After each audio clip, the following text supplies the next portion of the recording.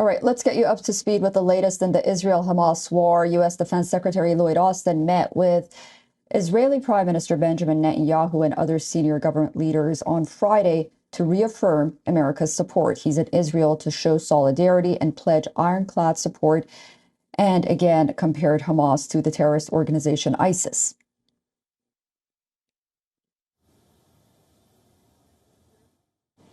As the U.S. Secretary of Defense, I am here in person to make something crystal clear.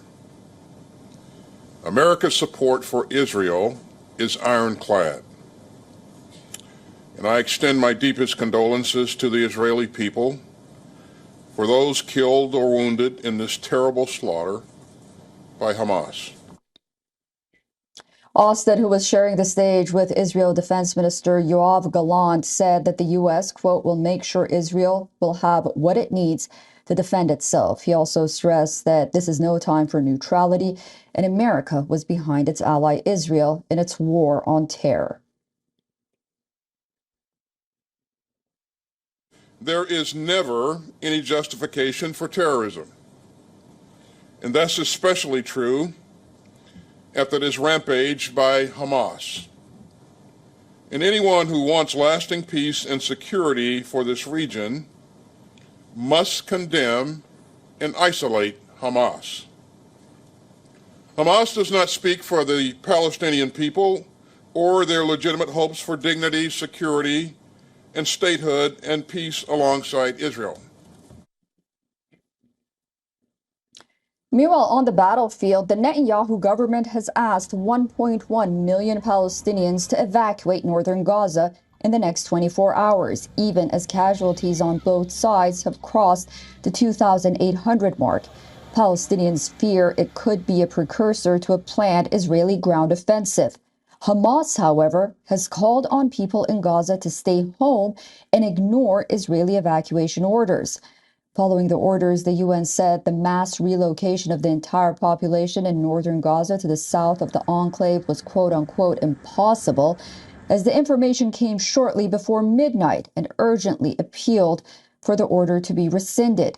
Amid an intensified Israeli siege cutting off water, food, and power, and a sudden new assault, conditions look worse than at any point since Palestinian refugees flocked to Gaza during the 1948 fighting when Israel was founded. The Rafah border crossing between Egypt and Gaza is the only passage in and out of the coastal enclave, not controlled by Israel. And on Thursday, Egypt's president stated Gazans must stay steadfast and remain on their land. Abdel Fattah al-Sisi said the case of Gazans is different because their displacement would mean the elimination of the Palestinian cause. Thousands of leaflets which read, "Evacuate your homes immediately," have been dropped over Gaza by the Israeli military.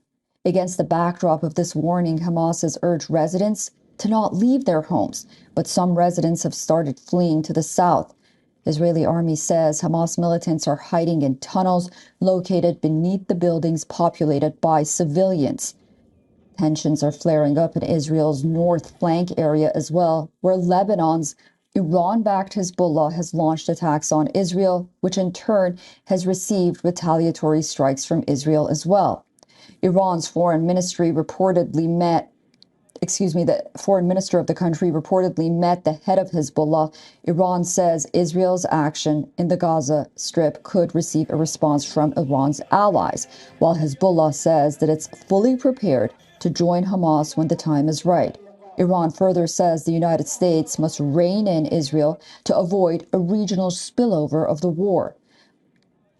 Listen in to our correspondent Gadi Francis. So in this part of the world, in Lebanon, when we're speaking about Hezbollah, when we say Hezbollah and Israel are at war, it is not something new. It is actually relative. They haven't been at peace, but they haven't had a full-blown war since 2006. Tit-for-tat attacks, drone attacks, assassinations have always been here. Every year, every month actually. So what is happening now at the borders is not considered a full-blown war, and yet it can be something else. Is it really going to become a full-blown war? And if so, If more than 15 years ago Hezbollah was able to preserve its land on Lebanon, what would a future war between Hezbollah and Israel be like? On the battlefront, both sides continue to engage in warfare. On Friday, multiple rockets were launched from Gaza into Israeli territory. Over 3,200 have been injured in Israel. On the Gaza Strip, the situation remains dire. United Nations World Food Program says critical supplies have been running out dangerously low in the city. It could soon run out of food, water, and medicines. The only power plant has already stopped working. More than 6,000 have been wounded in the region. Israeli tanks from the south could be seen firing into Gaza, while Israeli warplanes continue to pound the region. With regard to the hostage crisis, as Israel says over 150 hostages remain with militants, Hamas says at least 13 Israeli and foreign national hostages held have been killed in the past 24 hours. Hamas had earlier warned that every targeting of our people without warning will be met with the execution of one of the civilian hostages.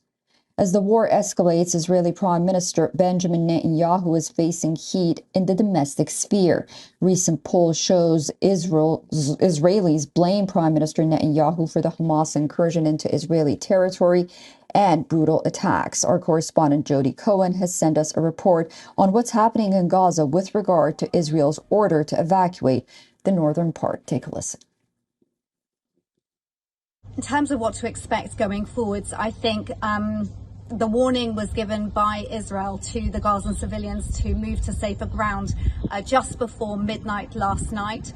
They said that they were giving a 24-hour warning, so we can expect potentially something to happen after midnight on Friday night, perhaps in the early hours of Saturday.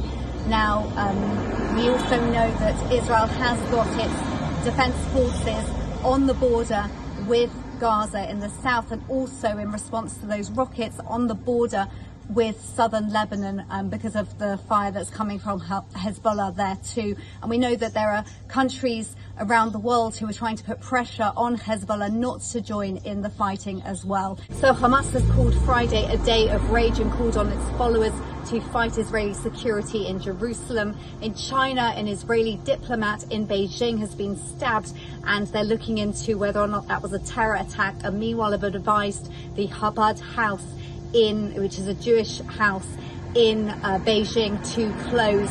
In the UK, some Jewish schools also have closed out of safety fears for the children. Now, Secretary of State Antony Blinken has been in Jordan today for meetings with King Abdullah and Palestinian Authority President Abbas about the situation. US Defense Secretary Lloyd Austin, the German Foreign Minister, and European Commission President have they're all in Israel to bear witness to the Hamas atrocities, with Lloyd Austin saying that Hamas's actions, he says, are worse than what he saw with ISIS.